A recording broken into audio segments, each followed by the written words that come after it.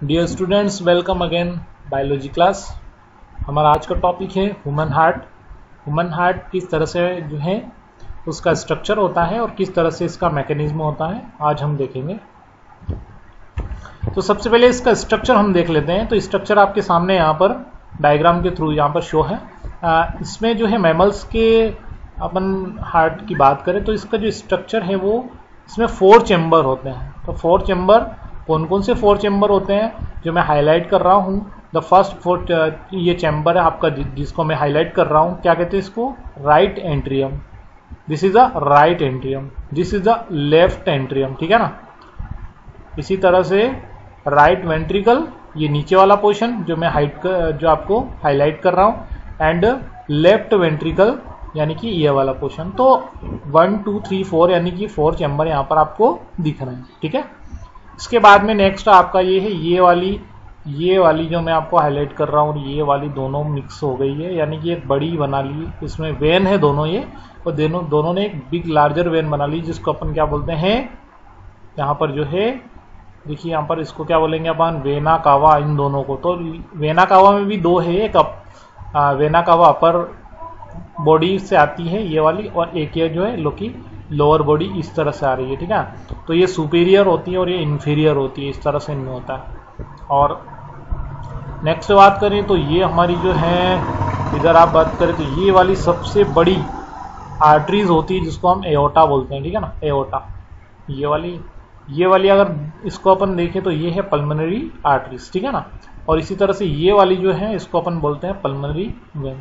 तो ये इस तरह का स्ट्रक्चर होता है। और इसमें जो मसल्स होती है, कार्डियक मसल्स, जो कि बहुत ही स्ट्रॉन्ग होती है, ये वाली जो मसल्स होती है, और यही जो है पुश करने का काम करती है। पुश यानी कि कॉन्ट्रैक्ट रिलैक्सन का जो कॉन्ट्रैक्ट और रिलैक्स का जो काम होता है वो इसी के थ्रू होता है, ठीक है। तो आगे इसका मैकेनिज्म देखते हैं किस तरह से जो है ह्यूमन हार्ट जो है काम करता है। सबसे पहले बात करते हैं ह्यूमन हार्ट करता क्या है। तो पंपिंग करने का काम करता है, पेस मेकर, पेस बनाता है, प्रेशर बनाता है, ठीक है ना। यानी कि ब्लड हमारी पूरी बॉडी में बहता है, लेकिन कौन से प्रेशर से, कौन प्रेशर दे रहा है उसको, तो आपका जो हार्ट होता है वही उसको प्रेशर देता है। और उसी प्रेशर की वजह से जो है आपके सर्कुलेटरी सिस्टम यानी आपकी पूरी बॉडी में ब्लड सर्कुलेट होता है, ठीक है ना। तो ये जो है पुश करने का काम करता है, प्रेशर बनाता है, और आपकी बॉडी में जो ब्लड होता है वो पूरी बॉडी में इसके जो है प्रेशर से फ्लो होता है, ठीक है ना। और जो ट्रांसपोर्टर है यानी कि जो ले जाता है सामान को, वो कौन है, ब्लड है, ठीक है ना। तो ब्लड ही ले जाता है अपने साथ में, और ब्लड को कौन प्रेशर से जो है फ्लो कर रहा है, वो हार्ट होता है। तो देखते हैं किस तरह से मैकेनिज्म होता है। तो अब देखिए सबसे पहले आप वेना कावा जो देख रहे हैं, सुपीरियर और इंफीरियर यानी ऊपर वाली और नीचे वाली, अपर लोब, इनसे जो है CO2 वाला ब्लड आता है। कितना अच्छा डायग्राम बना रखा है, कलर्ड है, दिख रहा है आपको, ये ब्लू कलर वाला CO2 वाला है ना, ठीक है ना, और ये इधर O2 वाला, तो कलर्ड है। तो सबसे पहले जो डीऑक्सीजनेट ब्लड है, डीऑक्सीजनेट ब्लड मतलब CO2 वाला ब्लड, CO2 वाला ब्लड सबसे पहले वेना कावा से कहां पर आता है, सबसे पहले यहां पर आया, मतलब राइट एंट्रियम में आया, ठीक है ना। राइट एंट्रियम के बाद तो जब तक कि इसमें इस वाले राइट एंट्रियम में ब्लड आ गया है, यानी कि इस वाले भाग में जब तक ब्लड आता है तब तक कि क्या रहता है, बिल्कुल रिलैक्स रहता है, बिल्कुल जो है रिलैक्स रहता है, रिलैक्स पोर्शन में, रिलैक्स कंडीशन में। फिर जो है जैसे पूरा ब्लड जो है इसमें आ जाता है, ब्लड आने के बाद में ये जो है क्या होगा, फिर कॉन्ट्रैक्ट होगा। कॉन्ट्रैक्ट होने के बाद में ये आपको गैप दिख रही है, ये गेट, इसी गैप से जो है ब्लड राइट एंट्रियम से कहाँ चला जाएगा, एरो का निशान देखिए कहाँ पर आ गया है। अब मेरा एरो का निशान कहाँ पर आ गया है, राइट वेंट्रिकल में, ठीक है ना। तो अब ब्लड कहाँ पर आ गया, राइट वेंट्रिकल में। ब्लड कौन सा है, डीऑक्सीजनेट, ठीक है ना, जिसमें कार्बन डाइऑक्साइड है, ओके। अब कार्बन डाइऑक्साइड वाला जो ब्लड है वो फ्लो किसमें होगा, इसमें, ठीक है ना। लेकिन फ्लो होने का मैकेनिज्म क्या है, देखिए फ्लो होने का मैकेनिज्म ये है कि जब तक ब्लड इसमें आएगा तब तक ये भी रिलैक्स रहेगा। जैसे ही पूरा ब्लड भर जाएगा फिर ये कॉन्ट्रैक्ट होगा, जब कॉन्ट्रैक्ट होगा तो ये वाला जो है ना, ये वाला ये क्लोज हो जाएगा, बंद हो जाएगा, ठीक है ना। तो इधर तो ब्लड जाना नहीं है, अब ब्लड किधर जाएगा, इधर की तरफ, ठीक है ना। ये खुल जाएगा प्रेशर से, ये खुलेगा, जैसे ही ये खुलेगा जैसे ही ये खुलेगा ना तो ब्लड इधर फ्लो होगा, ब्लड इधर फ्लो होकर कहाँ जाएगा, ये क्या है, पल्मोनरी आर्टरी से।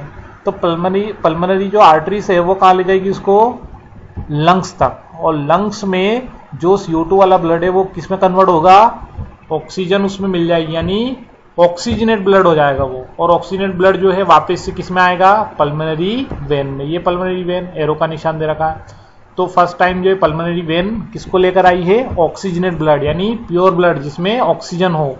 तो सबसे पहले वो कहां पर आएगा, लेफ्ट एंट्रियम में, ठीक है। लेफ्ट एंट्रियम से फिर किस में जाएगा, लेफ्ट वेंट्रिकल में जाएगा, और ठीक है, प्रोसेस वही है, सेम प्रोसेस है। और यहां से जो है मसल्स जो होती है ये जो है कॉन्ट्रैक्ट रिलैक्स का काम करती है। जैसे ही कॉन्ट्रैक्ट ये होगा ब्लड आने के बाद, तो फिर जो है फ्लो किधर होगा, एरो का निशान आप देखिए, एरो का निशान किधर जा रहा है, इधर इधर, ठीक है ना। तो इधर जाएगा ब्लड जो है, इधर जाना है। तो इधर मतलब किधर जा रहा है, एओर्टा, ये वाला एओर्टा है ना, इसमें एओर्टा कौन है, सबसे बिग यानी कि लार्जर जो आर्टरीज होती है ना उसको हम बोलते हैं एओर्टा। तो ये जो है ऑक्सीजनेट ब्लड जो है आपकी पूरी बॉडी में फिर जो है इधर से यहाँ पर बॉडी के अंदर वो चला जाता है, ठीक है ना। तो ये मैकेनिज्म है, और इसी मैकेनिज्म से जो आपका ब्लड होता है वो फ्लो होता है। अब यहाँ पर क्या होता है कि जब ये कॉन्ट्रैक्ट होगा राइट एंट्रियम, तो उसके साथ साथ जो है लेफ्ट वेंट्रिकल कॉन्ट्रैक्ट होगा, ठीक है ना, ये वाला, ये दोनों एक साथ जो है क्या होंगे, कॉन्ट्रैक्ट होंगे, यानी कि राइट एंट्रियम और लेफ्ट वेंट्रिकल दोनों एक साथ कॉन्ट्रैक्ट होंगे। फिर मतलब देखिए जब ये कॉन्ट्रैक्ट होगा ना तो ये दोनों क्या रहेंगे, रिलैक्स रहेंगे, ठीक है। और जब ये दोनों यानी कि लेफ्ट एंट्रियम और राइट वेंट्रिकल अगर कॉन्ट्रैक्ट हो रहे हैं तो फिर जो ये दोनों हैं ये क्या होंगे, रिलैक्स रहेंगे, ठीक है। तो ऐसा कंटिन्यू चलता रहता है कॉन्ट्रैक्ट रिलैक्स, और इसकी वजह से एक रिदम बनती है, ठीक है ना, रिदम, जिसको हम बोलते हैं हार्ट बीट।